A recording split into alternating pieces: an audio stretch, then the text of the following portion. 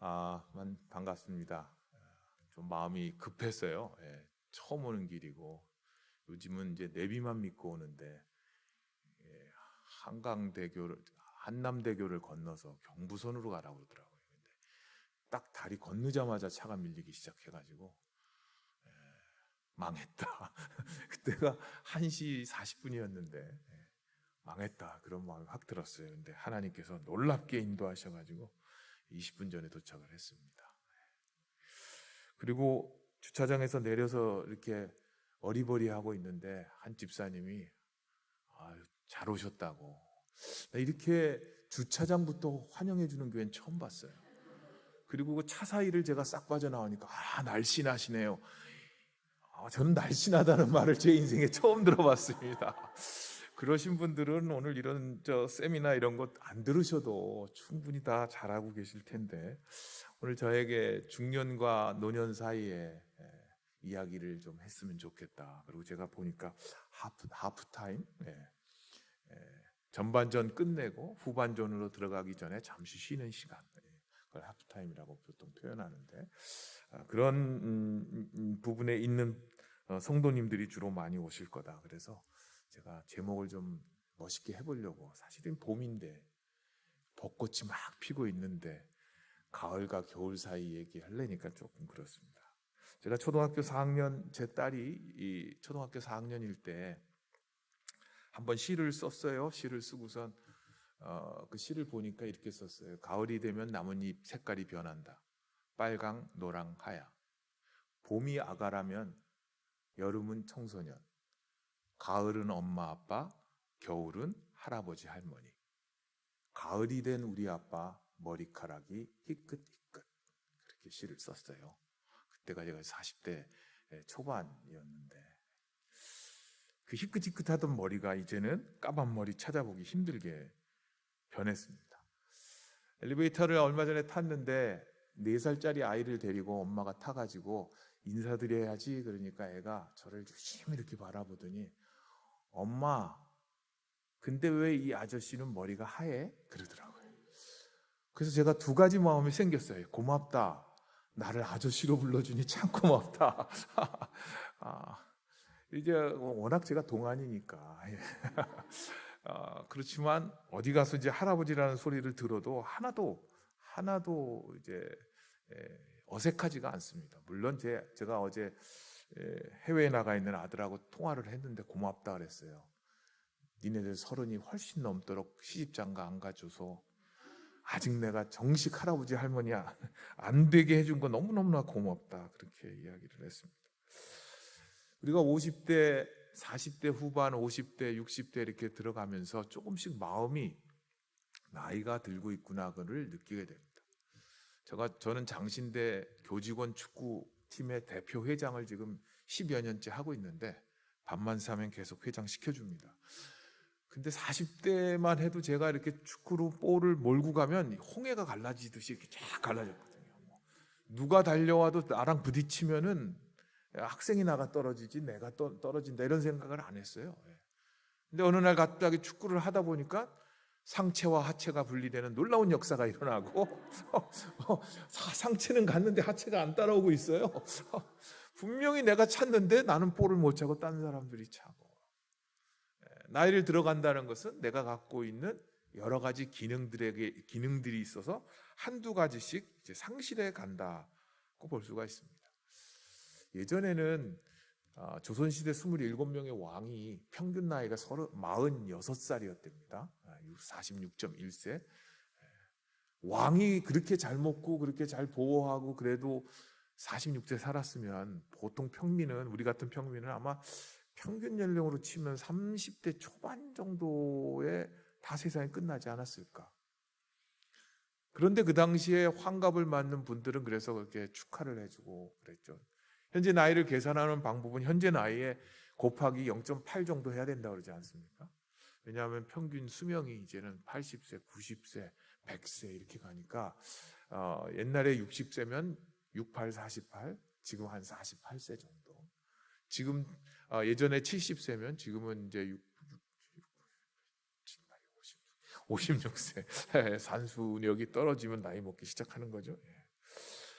이렇게 보면 우리가 인생에 있어서 어느 정도의 언덕을 지나서 이제 약간의 내리막길로 이제 접어드는 나이가 되신 분도 있고 아직도 열심히 올라가시는 분도 있고 그럴 텐데, 아까 읽은 본문 말씀 디모데후서 4장은 1절부터 쭉 읽어봐야 되지만 제가 17절부터 뒷부분만 읽겠습니다.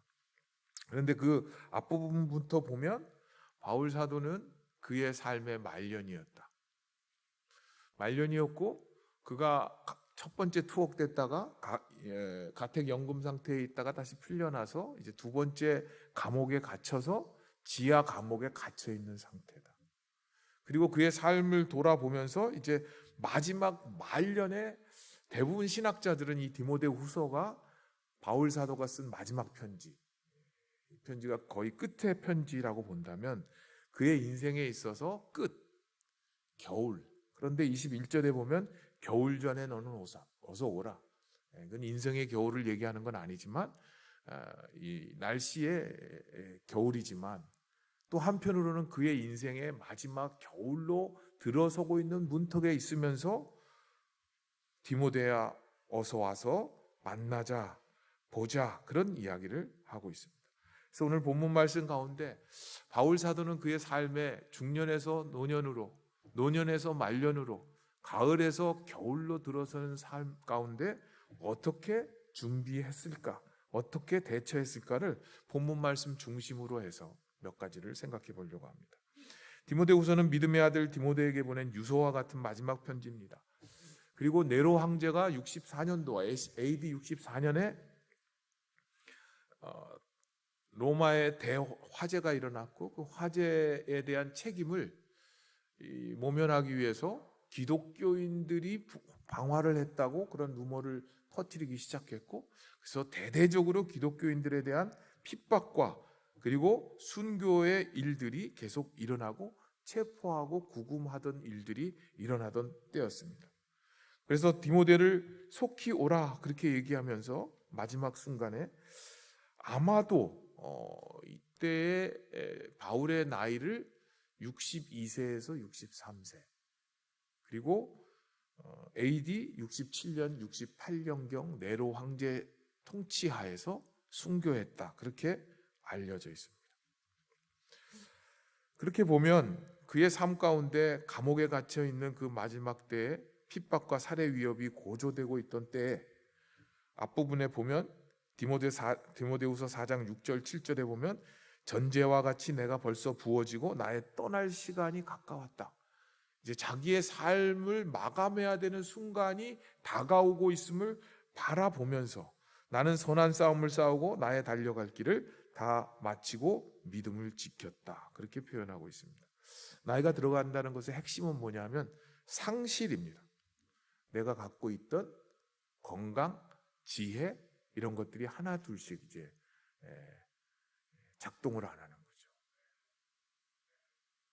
제가 밖에 나갈 때 두 가지를 챙기는데 하나는 마스크를 챙겨야 되지만 제가 돋보기를 챙기지 않으면 안 되는 일. 참 슬픈, 그동안 버텨왔죠. 보이는 척하면서.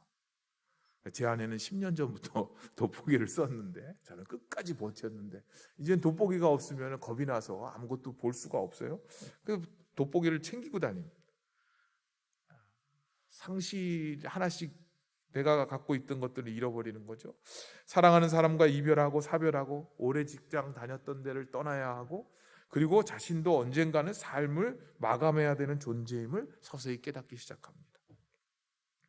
중년이란 단어를 이렇게 정의했습니다.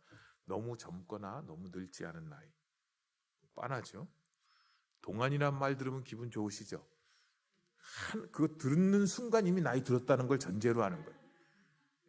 동안이라고 청년들한테 얘기하지 않아요. 그럼 화를 내지. 나이 든 사람한테 동안이라고 그래요. 이 지금 벚꽃이 그래도 어제 비가 오고 그랬는데도 벚꽃들이 피어 있잖아요. 나이 든 사람들만 비 와서 꽃 진다 이런 소리 계속해요. 젊은 애들은 그런 거 안 해요. 저희 장신대 뒤에 아차산에 그 벚꽃이 그 서울 시내 걷고 싶은 거리 중에 하나예요. 거기가 그렇게 유명한 그 데이트 코스로 유명한데 교수들은 나이를 먹어가지고 내일 이게 비 오면 이제 벚꽃 다 지는데 그걸 맨날 문자 보내고 사진 찍고 막 그래요. 청년들은 절대 안 합니다. 제가 어느 날 깨달았어요. 청년은 자기가 꽃인데 무엇꽃이 지고 피고가 별로 관심이 없어요. 지어가고 있는 인생들이 꽃 지는데 굉장히 관심이 많아요. 한창 젊은 시기가 지난 40대, 50대 안팎의 나이. 그래서 요즘 라떼 얘기 많이 하잖아요. 왕년의 라떼 이런 거 얘기하면 나이 들은 거죠. 인생의 중간 단계, 너무 늙거나 너무 젊지 않은 요 단계, 중간에 낀 단계, 이 단계에서 계절이 바뀌고 있는. 그래서 우리는 한때는 젊게 살고 싶고 추하지 않게 나이 들고 싶고 품위 있게 사는 것, 그러면서 나이는 숫자에 불과하다고 자꾸 뻥을 쳐요. 이건 방송 용어가 아닌데 나이는 숫자에 불과하다? 아니에요. 나이는 숫자에 불과하지 않습니다. 나이가 갖고 있는 의미가 있어요. 제가 교회 청년이, 제가 줄에 섰던 청년이 애를 낳아가지고 데리고 왔어요. 그러면서 얘가 나를 약 올리듯이 야 할아버지다. 정말 화가 났지만 제가 참고 그래 할아버지한테 와라. 그리고 걔를 안아가지고 일어서는 순간 뽁 해갖고 허리를 다쳐가지고요. 한 달을 사망 가운데 음침한 골짜기를 지나갔어요. 옛날 같으면은 그냥 허리로 팍팍 그냥 다 들고 뭐 물건 확확 날르고 그랬죠. 지금 나르려면 겸손하게 무릎 꿇고 무릎과 함께 일어나야 됩니다. 이거를 이해하시는 분은 이제 겸손해지신 분들이에요. 나이를 먹는다는 의미를 조금씩 이제 알아가는 거죠. 바울 사도는 이 자기의 삶의 이제 끝날이, 떠날 날이 가까이 왔다. 나이를 먹고 있다는 것에 대해서, 현실에 대해서 수용을 해야 돼요. 내 나이가 어쩌다, 나이에 걸맞게 살아가려면 내 삶에 주어진 이 현실, 그리고 내 애가 잃어버리고 있는, 놓치고 있는 예전과는 다른 부분들, 이거를 인정할 때 겸손이 생기고 그 나이에 걸맞는 삶을 이제 살게 되는 거죠. 또 하나, 둘째는 함께 있을 인간관계를 되돌아봐야 된다. 이 디모데후서 4장 9절에 보면 안 읽었습니다만, 너는 어서 속히 내게로 오라. 데마는 이 세상을 사랑해 나를 버리고 데살로니가로 갔고, 그레스게는 갈라디아로, 디도는 달마디아로 갔고, 누가만 나와 함께 있다. 내가 올 때에 마가를 데리고 오라. 그가 나의 일에 유익하니라. 두기고는 에베소로 보내었노라.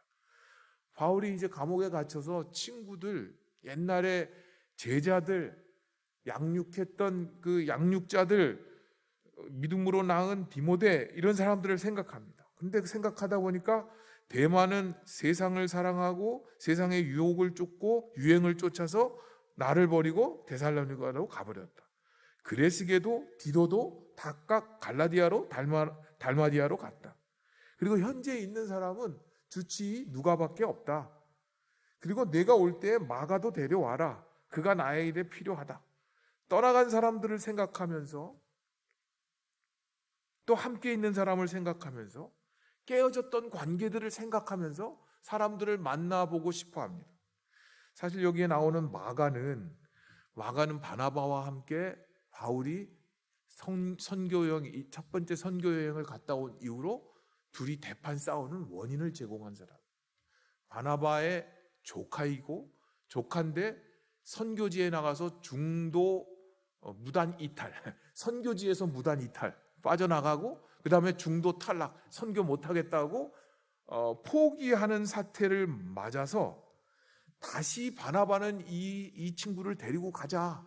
물론 혈육이어서 그런지는 모르지만 가자고 그랬고, 바울 사도는 그 일로 인해서 바나바와 심히 다투고, 사도행전 15장에 보면 심히 다투고 실라를 데리고 분리된 선교 사역을 시작했었어요.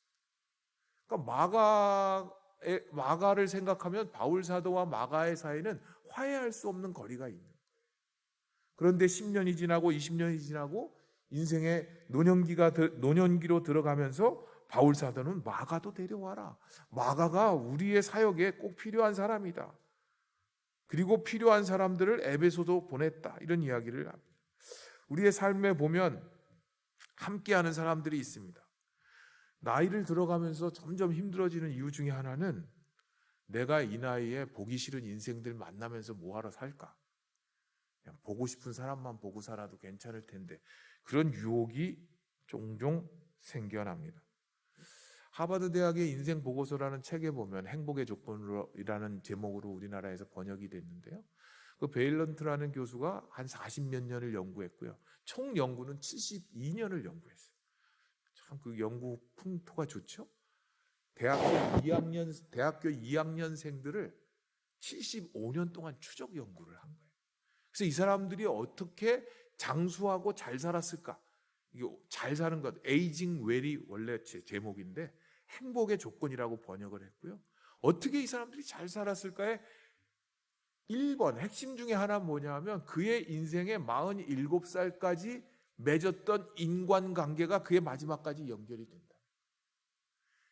47살은 1930년대 초반에 태어났던 사람들이기 때문에 지금 1950년대, 1960년대 이때 태어난 사람들로 치면은 60세 정도까지 쌓아온 인생 인간관계가 그의 노년의 행복을 결정하는 핵심적인 요소라는 거예요.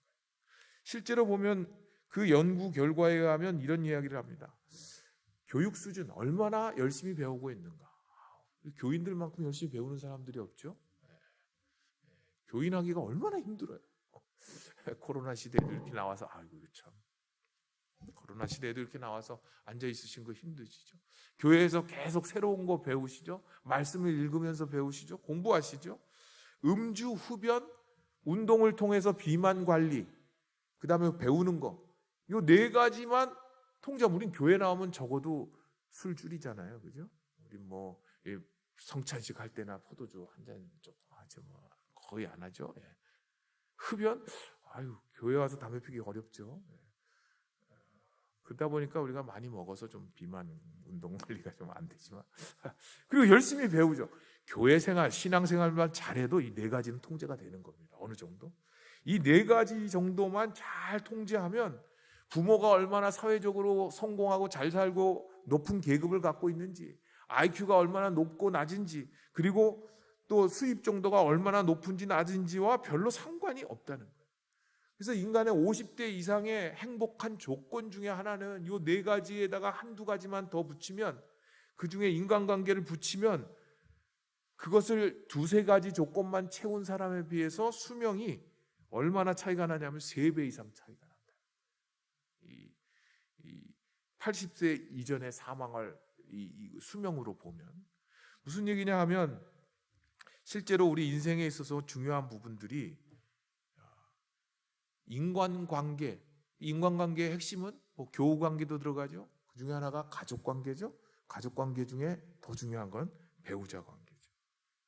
배우자와의 관계의 결혼 생활이 건강과 장수와 직결이 되는데, 여러분들이 좋아하시는 동안 유전자란 게 있다고 그러죠. 텔로미어.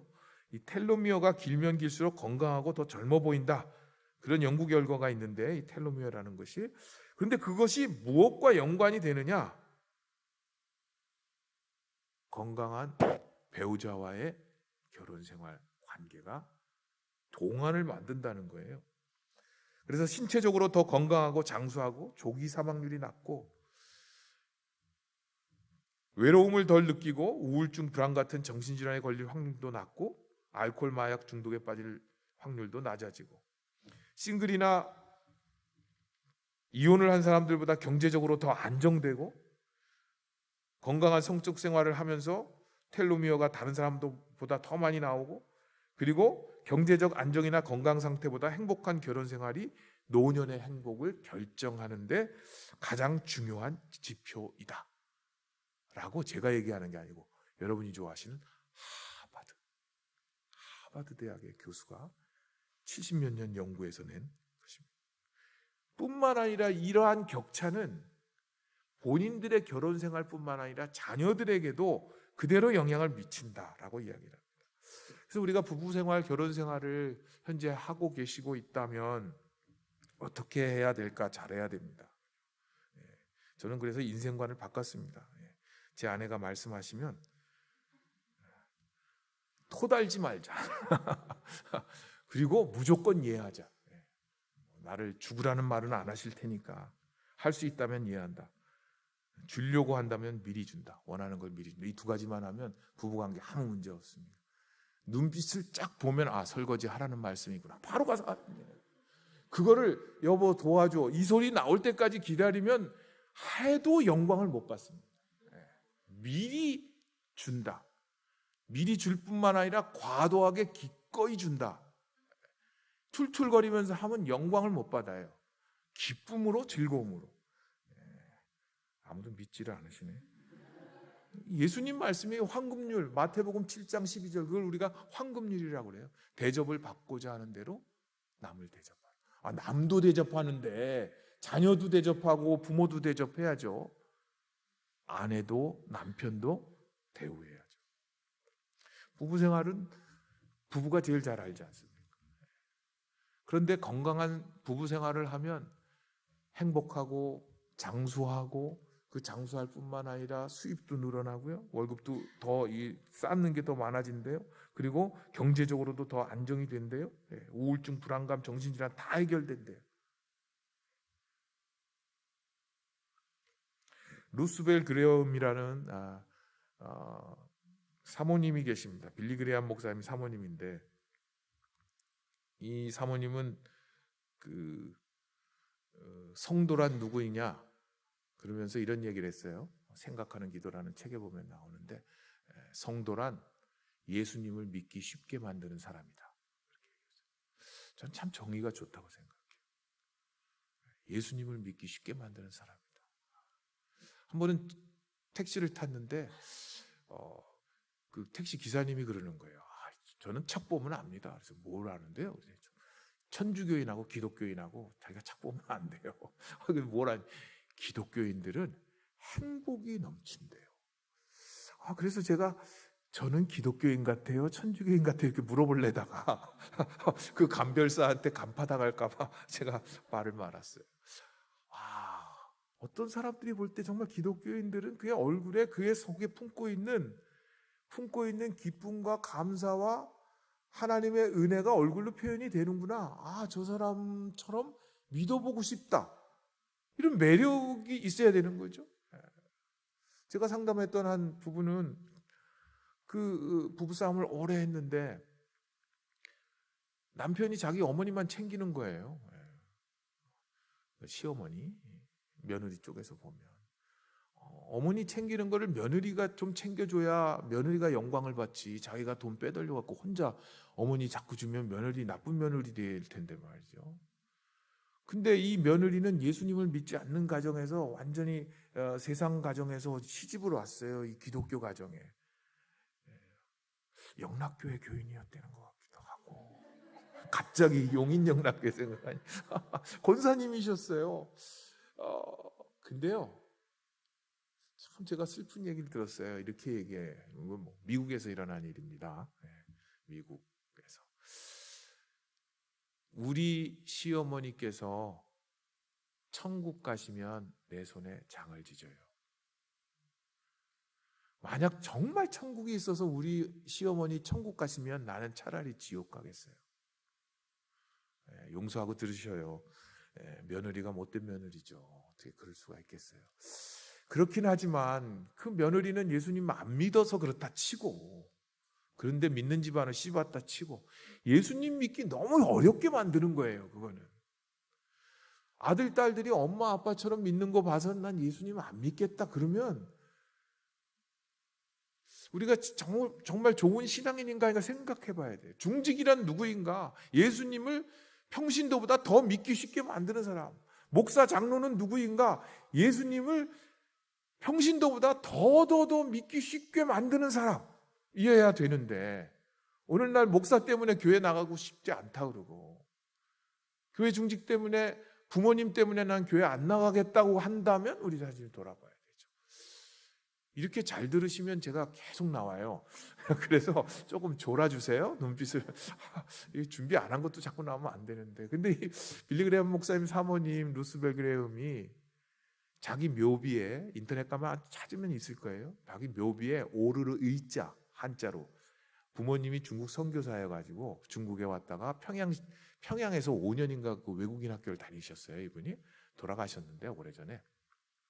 그래서 자기 묘비에 오르르 의자를 쓰라고 그랬어요. 오르르 의자는 양자에다가 나자 창과자 써서 나를 위해서 양이 찔려서 피를 흘렸다. 뭐 이렇게 한자 뜻풀이를 하는 사람이 있어요. 어쨌든 그 오르르 의자, 예수 그리스도로 인해서 내가 하나님 앞에 옳다, 의롭다함을 입었다. 아마 그거를 상징하는 것 같아요. 그래서 한자로 썼어요.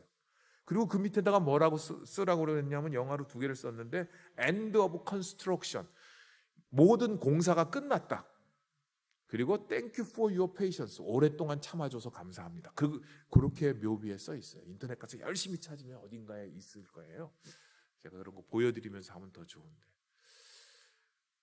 자기의 삶을 열심히 오랫동안 인내해 준 사람들이 있었던 거죠. 가족들이 참고 기다려주고 또 내 삶에 예수님을 닮아가는 성화의 과정을 살아오고 있었는데 그 성화의 과정이 이제 그 공사 중이었던 것이 이제 다 공사가 끝났다. 아마 제가 그런 의미로 제가 하고 싶어요. 근데 그 빌리그레함 목사님하고 살면서 한 기자가 물었대요.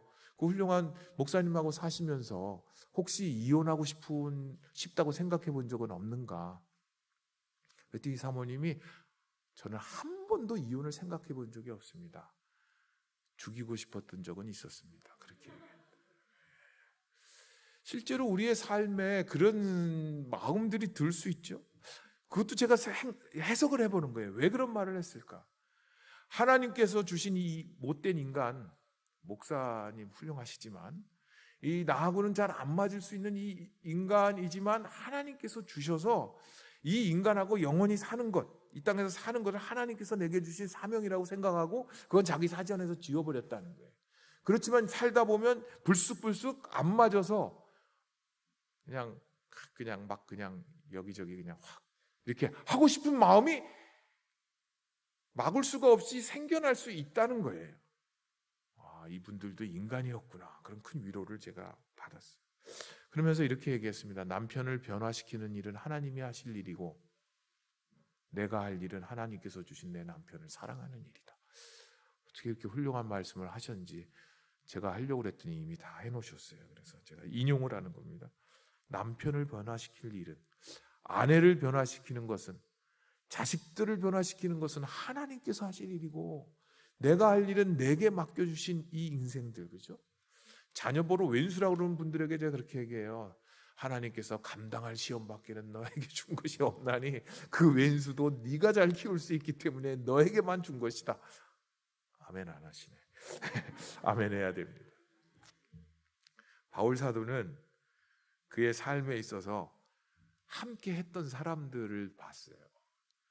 요즘에는 카톡이라니 못된 게 있어가지고 거기다가 공개를 눌러놓으면 생일이 막 뜨는데 어떨 때는 생일이 7개도 뜨고 10개도 떠요. 쓸데없이 학생들하고 한 번만 통화하고 그러면 다 메모리를 해놓으니까 이게 거의 3,000개가 돼가지고요. 3,000개가 되면 365일로 나눠보세요. 이게 얼마나 되겠나. 정말. 그런데 제가 어떤 날 어떤 목사님의 사모님 생일이 떠가지고 생일 축하했다가 그 집안이 싸움이 나가지고 남도 기억하는 생일을 너는 왜 기억 못하냐. 그래서 제가 이제 그렇게 오지랖은 안 해요. 안 하는데 가끔씩 이렇게 보면 얘는 어떻게 지낼까? 그때 얘가 이런 고민으로 그렇게 고민했는데 지금 잘 살까? 이런 질문이 떠오르는 학생이 있고 사람이 있어요. 잘 있니? 요즘 어떤 이거 하나 하면요 막 이만큼 와요. 저는 2줄 썼는데 사람들의 마음속에 외로움도 있고 슬픔도 있고 질문도 있고 먼저 앞서 신앙생활하고 걸어가는 선배들이 있는데 도움을 못 받아요. 가장 중요한 건 무엇인가? 인간관계를 어떻게 형성했느냐고, 그것이 나에게 도움을 준다는 거예요. 또 바울 사도는 그 앞부분에 보면 드로아 가보의 집에 있는 자신의 외투를 가져오고 가죽 성경책을 가져오라 그래요. 그의 노년의 삶으로 들어가면서 가죽 외투가 왜 필요할까? 근데 그것도 가지고 오려면 지금 드로아 지역을 디모데가 거쳐가지고 와야 되는 그 동절기를 맞고 있기 때문에 배도 올 수 없는, 그래서 육로로 한참 와야 되는데 그 외투를 또 싸들고 오려면 얼마나 힘들까. 또 가죽으로 만든 성경책을 가져오는데 성경책이 얼마나 큰데, 물론 이 신약 성경은 없었던 때죠. 지금 바울 사도는 편지 신약을 쓰고 있는 때니까 그렇게 보면 구약 성경일 텐데, 이 구약 성경을 가죽으로 쓴 거를 가져오려면 또 그건 얼마나 컸을까. 근데 그게 필요하다는 거예요. 이 지중해성 기후와 함께 이 사막과 광야에 있어서는 이 온도 차이가 심해가지고 외투가 이불도 되고 담요도 되고 그런다는 거예요. 근데 이 감옥에 있으면서 무슨 환경이 그렇게 좋았겠어요? 그러니까 아마도 그 겨울 전에 몸을 건강하게 따뜻하게 유지하기 위해서 아마 외투가 필요하지 않았는가. 그러면서 그의 노년의 마지막에 그가 감옥에 있으면서 가죽 성경책 하나님의 말씀을 묵상하고 배우고 공부하려고 하지 않았는가. 사실 우리가 건강을 위해서 얼마나 우리 스스로를 돌봅니까? 그렇죠? 비타민C 먹어야죠. 오메가3 먹어야죠. 눈 나빠진다고 뭐 루테인인가 문테인인가 먹어야죠. 종합 비타민 먹죠. 뭐 이만큼씩 한 움큼씩 드시더라고요. 저는 그렇게 안 먹습니다. 속이 안 좋아서 요즘에 비타민 2개 먹으면 요즘 속이 안 좋더라고요. 그래서 우리가 건강을 얼마나 열심히 챙기는지 모르죠. 근데 사실은 우리의 몸을 돌보지 않으면 몸이 우리에게 아우성을 칩니다. 한 번은 저희 청년이 저한테 그러는 거예요. 목사님 왜 앉았다 일어날 때마다 끙끙거려요? 그래. 이건 또 무식이소리인가? 그때 제가 이제 이 척추 협착이 좀 와가지고 다리가 좀 저릴 때가 있어요. 그래서 앉았다가 일어날 때 보니까 제가 유심히 보니까 이러는 거예요. 그래서 제가 이 말을 하면 내 인생 끝나는 거다. 그래서 이를 악물고 응응 소리 안 냅니다. 그 촬영하잖아요, 그죠? 정 견딜 수 없으면 해야 되지만 실제로 보면 우리의 건강을 돌봐야 됩니다. 신앙생활 잘하려면요 건강을 돌보셔야 돼요. 제가 그래서 다시 팔굽혀 펴기도 시작했고요. 플랭크인지 뭔지도 하고요. 그리고 3년 전부터 아픈 다리를 이끌고 산을 다닙니다. 제가 어느 날 집 앞에 있는 도봉산을 이렇게 바라보면서 내 인생에 다리가 아파서 더 이상 산도 못 가보고 집 앞에 있는 산도 못 가보고 인생이 끝나겠구나 생각해요. 너무 슬프더라고요. 그래서 내가 이를 악물고 산에 가겠다. 그래서 산을 일주일산을 목표로 다녔지만 하여튼 작년에 보니까 24번 갔더라고요. 올해 한 달에 2번 가려고 그러면 2번은 못 가죠. 그런데 산을 가는 이유는 혼자 가는데요. 아픈 고통과 싸우는 거죠. 그러니까 점점 견딜 수 있는 시간이 길어지는 거예요. 그러니까 축구에 대한 자신도 생기는 거예요. 축구를 잘하는 게 아니고 서 있는 거, 오래 서 있을 수가 있으니까. 이제 마음을 비웠습니다. 제가 뛰었다 하면 꼭 골을 넣었는데 요즘은 이제 골 넣는 거는 포기했습니다. 감옥에서도 마음과 영성을 돌아봅니다. 성경책을 읽습니다. 그 하버드대 연구에 의하면 50대에 들어섰을 때 당신이 건강하고 장수하려면 어떻게 해야 되는가? 그런 질문을 했더니 한결같이 이렇게 얘기했습니다. 병원 가는 것보다 배우는 데 시간을 더 투자하십시오. 성경 말씀도 진리도 배워야 됩니다. 삶의 지혜도 배워야 됩니다. 하나님의 말씀도 배워야 됩니다. 내가 공부하고 싶었던 것들 많은 것들 유튜브에 가면요 얼마나 많은지 몰라요. 집에 화장실이 망가져가지고요 토요일 날 이게 안 뚫려지는 거예요. 그래서 유튜브 가서 화장실 1번 방법, 2번 방법, 3번 방법 다 방법 찾아가지고 해냈어요. 아내가 아내가 또 뭘 막 하다가 컴퓨터 프린터가 망가졌다는 거예요. 그래서 프린터 토너를 갈았는데 토너 인식이 안 돼. 토너 인식 안 돼. 그래가지고 또 이렇게 막 찾아갖고 1번 방법, 2번, 3번, 4번, 5번, 6번 방법에서 찾아냈어요. 그래서 제가 그 문제를 해결했어요. 물론 시간이 아까울 때가 있어요. 내가 뭔 짓을 하고 있지. 그렇지만 배우고 또 배우면 길이 생겨요. 그리고 성취감이 생겨나요. 마음속에는 쉽게 이거 사람 불러야 돼 그런 마음이 들다가도 나이가 들어간다는 건 무엇인가? 배움을 안 하는 때 나이가 들어가는 것이죠. 실제로 노화는 20세부터 일어나는 것입니다. 우리의 뇌세포가 20세부터 죽기 시작해서 수백만 개씩 죽어갑니다. 그러니까 어떻게 보면 나이가 든다는 건 쇠퇴하는 건데 동시에 자연적으로 변해가는 게 있죠. 이 머리가 백발로 변하듯이 살도 마찬가지입니다. 살도 제가 5개월 만에 20kg를 빼봤어요. 딴 거 아무것도 안 하고 그냥 마음만 딱 먹었죠. 살 빠지리라. 지금 웃으셨죠? 살 빠지는 건 두 가지예요. 두 가지. 먹는 거보다 쓰는 에너지가 적다. 그 더 많이 먹는 거고, 그렇죠? 먹는 거보다 쓰는 에너지가 더 적기 때문에 그렇고, 그 다음에 많이 먹는 거예요. 이게 움직이지 않는 거예요. 그래서 제가 딱 먹는 음식을 줄인다. 그러니까 누가 반식을 하라고 그러더라고요. 근데 나는 반식은 못 하겠더라고요. 근데요, 5개월 만에 20kg 빠지더라고요. 7월 14일부터 12월 8일까지인가? 7월, 8월, 9월, 10월, 11월, 12월. 딱 5개월이죠. 그렇게 해서 빠진 게 그 모양이냐 지금 그렇게 보고 계시죠? 그래서 좀 이제 불렸어요. 그래도 나이가 들으면. 그런데요, 살이 빠지는데 그 나이에는 뭐가 빠지냐면 근육만 다 빠져요. 이게 완전히 ET형으로 바뀌어요. ET형 알죠? 네모나고 완전히 일자 팔, 다리. 젊었을 때는 살 빼고 살 쪄도 이게 근육량이 줄지 않는데 나이가 들면 근육이 줄어요.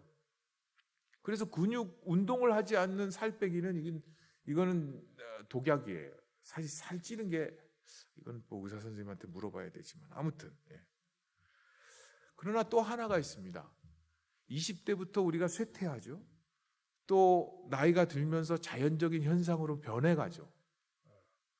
또 하나는 그러나 죽을 때까지 계속해서 성장해요. 떡갈나무 같은 거는 계속 성장해요. 죽지 않고 성장해요.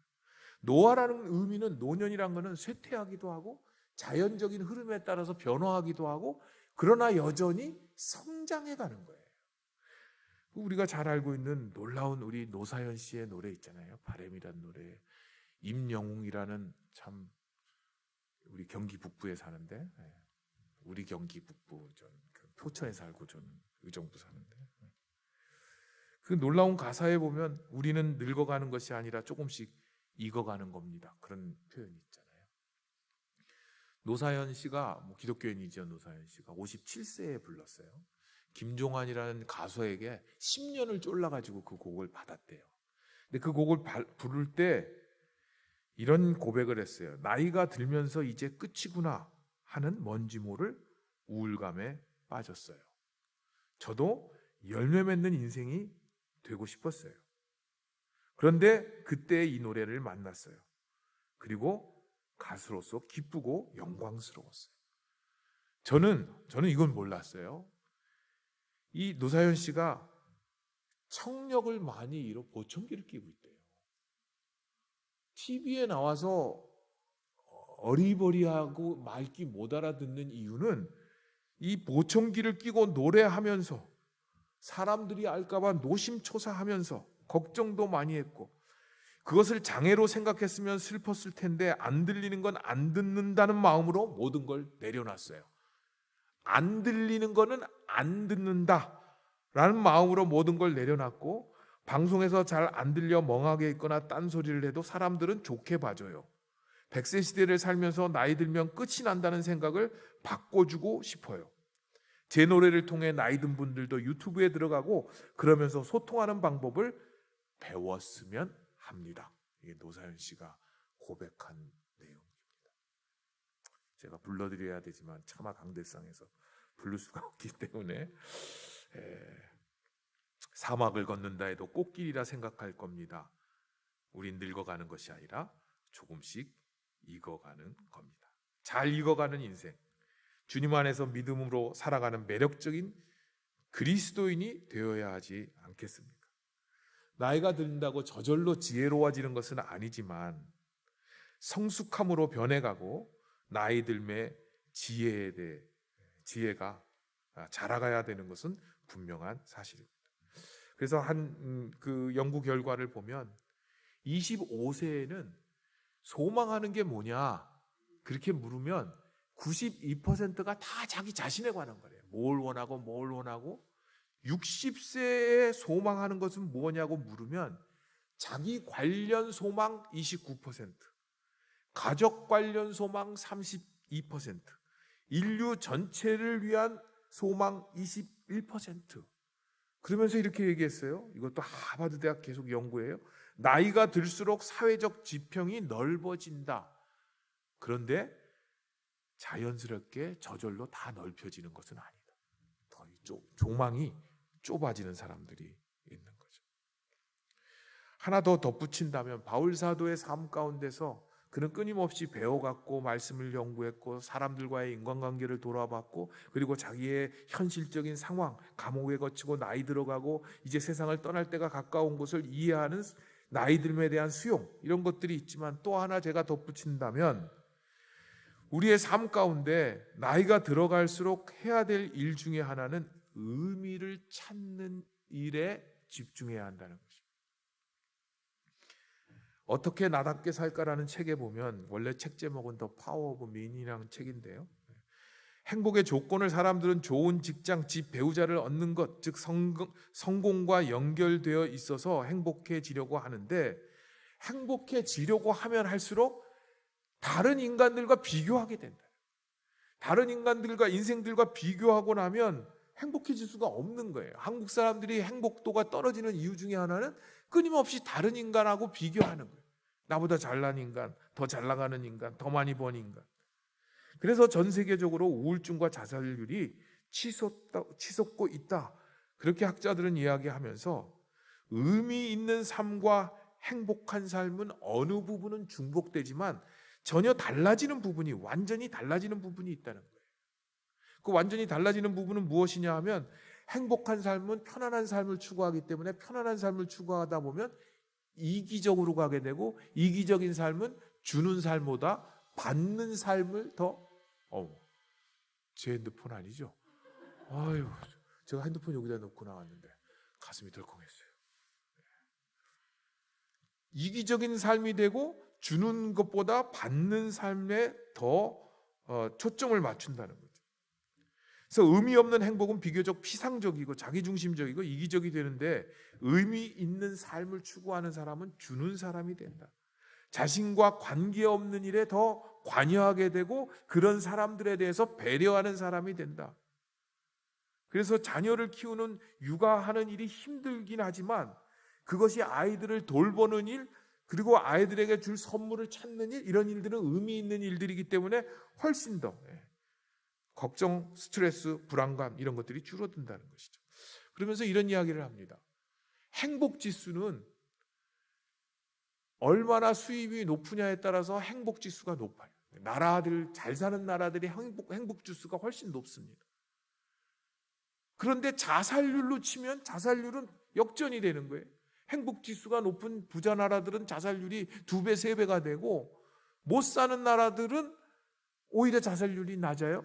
그 이유를 뭐에서 찾냐면, 연구 결과로 보면 부유한 지역, 유럽 국가 이런 나라들은 의미지수가 가장 낮고, 토고, 니제르, 시에라리온 이런 나라들은 가장 못 사는 나라들인데 의미지수가 매우 높다. 그래서 인간의 삶에 있어서 우울함, 삶의 의미 없음, 이런 것들이 행복지수보다는 의미지수와 연관이 있어서 그 의미를 찾을 수 있는 것. 그래서 이 병으로 앓고 있는, 호스피스에 있는 노인들에게 화초를 키우는 일을 주면 훨씬 더 행복하고 오래 산다는 거예요. 왜 그러냐? 화초를 키우는 일을 돌볼 책임을 맡고 스스로 그걸 통제하고 그것이 자라나는 것을 바라보면서 아침에 일어날 이유를 찾게 되고 의미를 찾게 된다. 그렇게 얘기합니다. 일본 사람 요시노리는 이렇게 얘기를 했습니다. 인생의 하프라인을 넘기 전까지는 목표가 보이지만 절반을 지나고 난 뒤부터는 목적이 보인다. 목표를 향한 걸음은 비록 성급할지라도 목적을 향한 걸음은 느릴수록 그리고 즐거울수록 좋다. 젊었을 때는 내가 성취하고자 하는 것, 이루고 싶은 것, 그것을 목표를 향해서 가지만, 그러나 하프타임이 지나서 인생의 하프라인을 지나서 가다 보면 이제 내 삶의 목적이 무엇이고 의미 있는 일이 무엇인가를 바라보고 가고, 그렇다면 그것은 서두르지 않고 천천히 즐거움 가운데 그 목적을 향해서 걸어갈 수 있다. 그렇게 얘기를 합니다. 바울 사도는 자신이 외롭고 춥고 겨울로 들어가는 인생의 계절이기 때문에 디모데야 빨리 와라, 마가를 데리고 오라, 그렇게 말하는 게 아닙니다. 16절에 보면 이렇게 말했습니다. 내가 처음 변명할 때에 나와 함께 한 자가 하나도 없고 다 나를 버렸다. 그들에게 허물을 돌리지 않기를 원하노라.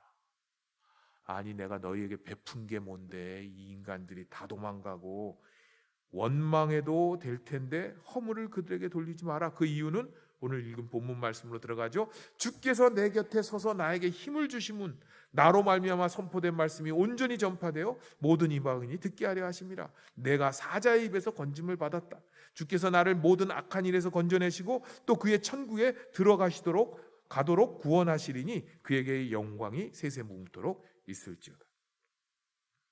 나를 버렸지만 허물을 그들에게 돌리지 말고, 나를 사자의 입에서 건지고 악한 일에서 건지신 것은 내게 맡겨주신 이방인들에 대한 복음을 전파하는 사명을 주신 것이고, 내가 그 사명을 이루기까지는 하나님께서 나를 보호하시고 인도하시고 함께 하셨고 내 곁에 서서 힘을 주셨다. 우리가 알고 있는 사명자는 죽지 않는다. 하나님께서 맡겨주신 일, 그 일이 있는 사람, 그 의미를 알고 있는 사람은 하나님께서 그를 끝까지 지켜주시고 보호하시고 그 일을 하게 하신다는 것입니다. 그래서 나답게 산다는 것은 무엇인가라는 책에 보면 의미를 이렇게 해석했습니다. 의미는 대단한 계시가 아니다.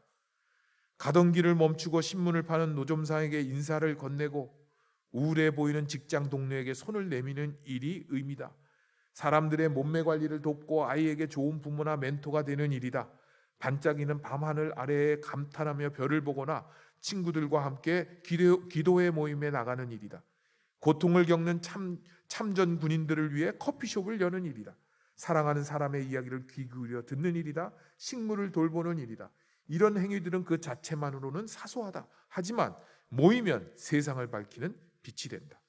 우리를 살게 하는 힘은 소박하지만 매우 확실한 작은 의미에서 온다. 네, 시간을 4시까지 하려고 했는데 4시간 넘었어요.